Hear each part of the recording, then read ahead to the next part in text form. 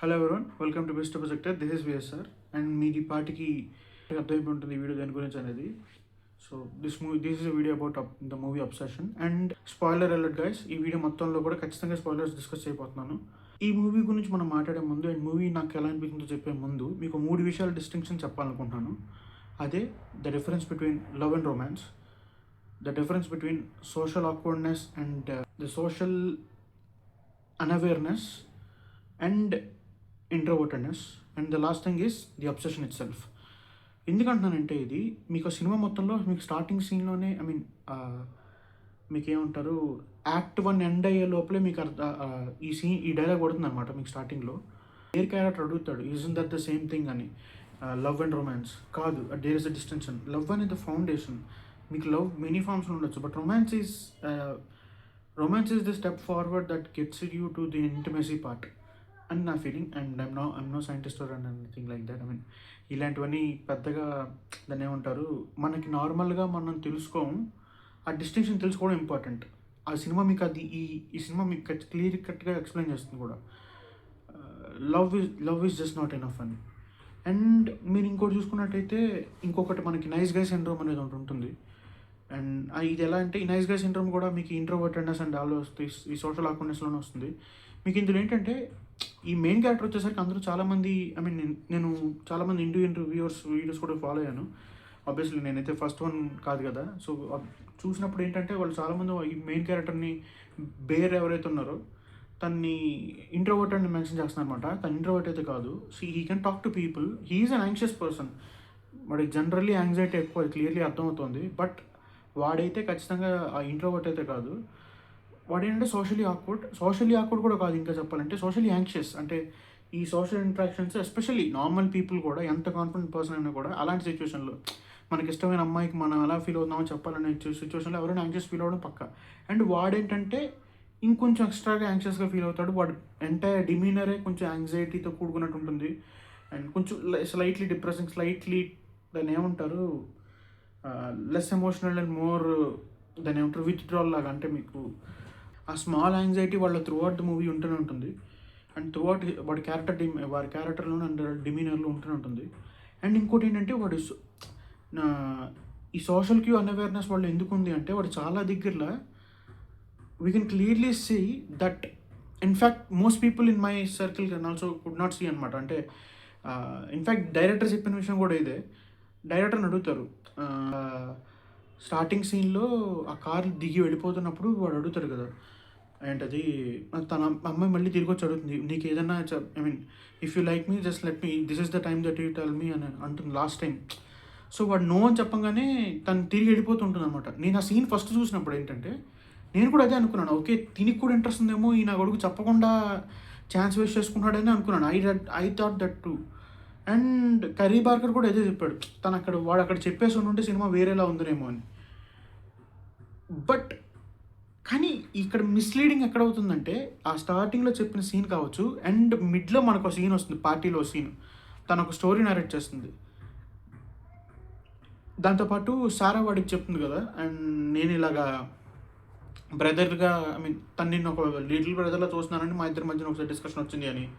So ఇవన్నీ ఈ cues అనేటిని మీరు పట్టుకుంటే it doesn't feel like that. అంటే తను ఒప్పుకునే స్టేజ్లో ఉందని అనిపించలేదు ఆ టైంలో. బట్ చూసినప్పుడైతే నాకు ఇమీడియట్లీ నాకు అలానే అనిపించింది. ఒక నిమిషం ఏమో నేను చెప్పుంటే సినిమా వేరేలా ఉందనేమో అని అనిపించింది.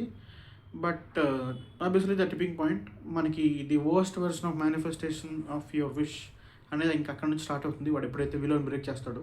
సో ది ఎంటైర్ మూవీ మీకు ఎలా ఉంటుందంటే, మీకు అన్సెటిలింగ్ ఫీలింగ్ అనేది పోకుండా ఉంటూనే ఉంటుంది. ఎందుకంటే ఈ సైకలాజికల్ హారర్ ఏదైతే ఉందో, ఈ సైకలాజికల్ హారర్ అని అంటాను to an extent. Horror psychological horror లాగా. ఎందుకంటే ఈ plays on your mind in such a way that it can happen to you in a way. నీకు తగిలే పర్సన్ కొద్దో గొప్ప ఆ అబ్సెషన్ని నీ నుంచి ఎక్స్పెక్ట్ చేయొచ్చు, లేదా నువ్వే అలా అబ్సెసివ్గా కూడా తయారవ్వచ్చు, లేదా నీకు దొరికిన పర్సన్ అబ్సెసివ్గా ఉండొచ్చు నీ మీద. సో ఈ 3 డైనామిక్స్ మనం డైలీ లైఫ్లో ఎప్పుడో ఒకప్పుడు చూసే ఉంటాం, లేదా మన చుట్టుపక్కల ఉన్న సర్కిల్ ఎవరో దగ్గర చూసే ఉంటాం. ఈ అబ్సెషన్ అనేది, అంటే అబ్సెషన్ అనే కాదు, జనరల్ ఏంటంటారు, అబ్సెషన్ అనేది ఎలా అంటే ఒక పొసెసివ్నెస్కి లాస్ట్ స్టెప్ అనుకోవచ్చు ఒక రకంగా.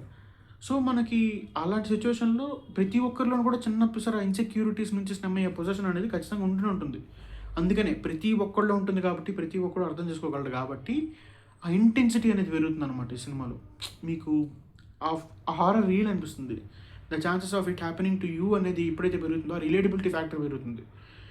అండ్ ఆ రిలేషన్‌షిప్ డైనామిక్ కావచ్చు, మీకు ఆ ఫోర్స్ డైనామిక్ ప్రతి సింగిల్ సీన్‌లో మీకు తెలుస్తూనే వస్తుంది. So, it was a really good watch. అంటే ఖచ్చితంగా గుడ్ వాచ్ అనే చెప్తాను. అండ్ నాకొక పెట్ పీవ్ ఏంటంటే, మధ్య మధ్యలో మ్యూజిక్ చాలా అంటే వాళ్ళు ఏం మాట్లాడుతున్నారో కూడా సరిగ్గా వినపడనీయకుండా చేసిందనమాట మధ్యలో మూవీ మధ్యలో. అది కొంచెం నాకు ఇబ్బందిగా అనిపించింది. అదొక్కటి తీసేస్తే మిగతాదంతా కూడా really good and I really like the movie. కొన్ని కొన్ని సీన్స్ అండ్ థియరీస్ కూడా వచ్చాయి. And those theories are making it going haywire అని చెప్పాలి. కొంతమందేమో ఆ మెయిన్ క్యారెక్టర్ క్యాట్ అంటున్నారు. ఐ మీన్ ఇంకొంతమంది ఏమో అదొక విచ్ ఏదైతే మనకి మిడిల్‌లో స్టోరీ చెప్తారు కదా! మెన్షన్ చేసిన విచ్ ఉంది కదా! ఆ విచ్ ఒరిజినల్ విచ్, ఆ ట్రీ విలో ట్రీ అని. అండ్ నాకు ఇంకోటి ఏంటంటే నేను ఒక పాయింట్‌లో నేనేమనుకున్నానంటే this is my own personal theory. వాడు కాల్ సెంటర్ ఐ మీన్ వెనక్కి చూసి కాల్ సెంటర్‌కి ఫోన్ చేస్తారు కదా! వాడేమంటాడు, "మీరు విష్ క్యాన్సిల్ చేసుకోవాలనుకుంటున్నారా?" అని అంటాడు. సో, నాకెందుకో టు ఎన్ ఎక్స్‌టెంట్ నాకెలా అనిపించిందంటే it's like a deal with the devil అనిపించింది. ఎందుకంటే వాడు అల్టిమేట్‌లీ ఏంటంటే వీడు చచ్చిపోవాలి, ఆ సూసైడ్ చేసుకొని చచ్చిపోవాలనే పొజిషన్‌లోకి తీసుకురావాలనేది వాళ్ళు ఇంటెన్షన్ ఏమో అనిపించింది నాకు ఆ పాయింట్. ఎందుకంటే వాడెందుకు అడుగుతాడు క్యాన్సిల్ చేసుకోమని? వాడికి ఆల్రెడీ తెలుసు ఎవరైతే కాల్ సెంటర్‌లో పర్సన్ ఉన్నాడో. బై ద వే ఆ మాట్లాడిన పర్సనే డైరెక్టర్ కరీ పార్కర్. సో, ఆ కాల్ సెంటర్ పర్సన్ ఎవరైతే ఉన్నాడో వాడికి ఖచ్చితంగా తెలుసు. విష్ క్యాన్సిల్ చేసుకోవాలంటే వాడు విష్ చేసినవాడు చావాలి అని. సో, వాడెందుకు అడుగుతాడు మరి మీరు మీ do you want your wish to be cancelled అని? సో, వాడు అంటే ఈ విల్లో విష్ ఈ ఎంటైర్ ఎకోసిస్టమ్ యొక్క అల్టిమేట్ గోల్ ఏంటంటే ఆహ్, అవతల వాడిని చంపటమేనేమో అని అనిపించింది. బట్ దానికి కాంట్రరీగా మనం చూసుకున్నట్టయితే ఇద్దరు అందులో ఒక స్టోర్ ఓనర్ ఉంటాడు కదా ఒకతను. మళ్ళీ రెండోసారి వెళ్ళినప్పుడు స్టోర్‌లో ఒకతను ఉంటాడు. వాడిని అడిగినప్పుడేమో నేను విష్ చేసుకున్నాను అంటాడు. నా విష్ ఆల్రెడీ నేను వాడేసుకున్నాను అంటాడు. వాడికి ఏ ప్రాబ్లమ్ వచ్చుండదు. అండ్ డియన్ కూడా వాడి విష్ వాడినప్పుడు $1 బిలియన్ వస్తాయి. కానీ మనకి ఎక్కడ నెగెటివ్ కాన్సిక్వెన్సెస్ కనపడవు. ఆఫ్‌కోర్స్ వచ్చిన తర్వాత కాన్సిక్వెన్సెస్ చూసే అంతసేపు వాడు లేడు. అది వేరే విషయం. సో, ఈ వేగ్‌నెస్ ఏదైతే ఉందో నాకు ఈ సినిమాకి ఈ లెవెల్ ఇంపాక్ట్ రావడానికి కూడా కారణం ఇదే. డిఫైన్ చేసుంటే ఇక్కడితో ఆగిపోదును. ఆ బౌండరీ గీసేసుంటే అక్కడితో ఆగిపోదును. గీయకపోవటం వల్లే నువ్వోటి అనుకుంటావు, నేనోటి అనుకుంటాను, వేరేవాడు ఇంకేదో అనుకుంటాడు. ఒకడు పిల్లి అంటాడు, ఒకడు దెయ్యం అంటాడు, ఒకడేమో లేదు తన డార్కెస్ట్ పార్ట్ ఆఫ్ అబ్సెషన్ అంటాడు. ఇంకోటి ఆ విష్ మేనిఫెస్ట్ అయిందంటాడు. ఇలా మల్టిపుల్ థియరీస్ ఉన్నాయి. So much so that Carrie Parker ఇచ్చిన ఎక్స్‌ప్లనేషన్స్ కూడా కొంతమంది అగ్రీ అవ్వట్లేదు. స్టోరీ యొక్క వే బట్టి ఇంక్లూడింగ్ మై సెల్ఫ్. అంటే అర్థం చేసుకోవచ్చు. ఇది ఎలా ఉందంటే యూనో రూల్స్ గురించి వాడు ఏదైనా పోస్ట్ చేస్తే నీకే రాదని మీమ్ ఉంటుంది కదా! అది అలానే ఉంది. సో, ఈ ఓపెన్ ఎండెడ్‌నెస్ దానికి ఈ వేగ్‌నెస్ ఏదైతే ఉందో ఆ అన్‌సెటిలింగ్ ఫీలింగ్‌ని ఇంకా యాంప్లిఫై చేసిందని చెప్పాలి. మనకేం జరుగుతుందో తెలీదు. ఉన్న ఇన్ఫర్మేషన్ నుంచి చూసుకున్నా సరే సింపుల్ అబ్సెషన్ అన్నారు. మనకి తెలిసిన అబ్సెసివ్ పీపుల్ ఈవెన్ ఎంత ఎక్స్‌ట్రీమ్‌కెళ్ళినా సరే అది ఎలా ఉండొచ్చు దాని క్రీపీ బిహేవియర్‌ని మనకి ఎక్స్‌ప్లెయిన్ చేయదు. మీకు అర్థమవుతుందా?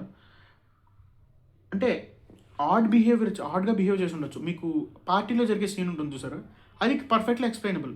బట్ ఆ నైట్ టైమ్ యాడ్ అవ్వటం కానీ, ఆ క్రీపీనెస్ కానీ అది అది అంటే ముందుకు వెళ్ళే ఆ జర్క్స్ కానీ, ఆ జంప్ స్కేర్స్ కానీ, ఆ షాడోయింగ్ కానీ ఆఫ్‌కోర్స్ అది మనకి చూపించడానికి అయ్యుండొచ్చు. But still it is a bit unsettling and creepy. So, అది ఇవన్నిటిని ఎన్‌కంపాస్ చేసి చూసుకుంటే నాకక్కడే కొంచెం ఈ అసలు అది ఉండాల్సిన అవసరం లేదు. అది ఉంది కాబట్టి ఏమైనా డెమోనిక్ ప్రెజెన్స్ ఎంటిటీస్ కానీ, లేదా అలాంటి వాటి ఇంట్రడక్షన్ ఏమైనా ఉందేమో అని కూడా అనిపించింది. But this movie deserves a full length discussion. నేను సృజన్ కలిసి ఒక డిస్కషన్ వీడియో ప్లాన్ చేయబోతున్నాం. డెఫినెట్లీ మీకు 2 డేస్‌లో గనక రావచ్చు. ఐ మీన్ ఇవాళ గాని రేపు గాని ఖచ్చితంగా వస్తుంది. అండ్ 'బ్యాక్ రూమ్స్' మూవీ మీద కూడా 'బ్యాక్ రూమ్స్' అక్కడ రిలీజ్ అవ్వలేదు ఇండియాలో. మనకు ఆబ్వియస్లీ తెలిసిందే. దాన్ని ఎలా అయినా సరే చూడాలని నాకైతే చాలా ఇంట్రెస్టింగ్‌గా ఉంది. ఎందుకంటే నేను ఆ 'బ్యాక్ రూమ్స్‌ది' యూట్యూబ్ వీడియోస్ కూడా కొన్ని చూసాను. And it is really interesting to see. అంటే మీకు ఆ థాట్స్ అనేది కానీ, ఆ కాన్సెప్ట్ అనేది కానీ చాలా ఒరిజినల్‌గా ఉన్నప్పుడు ఆబ్వియస్లీ ఇంట్రెస్ట్ పెరుగుతుంది. So, and to give you a one word review of my movie, 'obsession' is a clearly must watch movie for you guys. మీకు కానీ హారర్ ఎంతూజియస్ అయి ఉంటే ఖచ్చితంగా వెళ్ళమని చెప్తాను. It's definitely going to give you worth watch. And yeah, మీరేమనుకున్నారు ఖచ్చితంగా కామెంట్స్లో చెప్పండి. మీకు ఏమైనా థీరీస్ ఉన్నాయా? అండ్ ఇఫ్ యూ మేము మాట్లాడకపోయే డిస్కషన్ వీడియోస్లో మీకు ఏమైనా థీరీస్ ఉంటే అది కూడా మీరు మెన్షన్ చేయాలనుకుంటే ఖచ్చితంగా కామెంట్స్లో డ్రాప్ చేయండి. And make sure to subscribe to the channel so that you could get more videos like this. And until then, bye guys, thank you.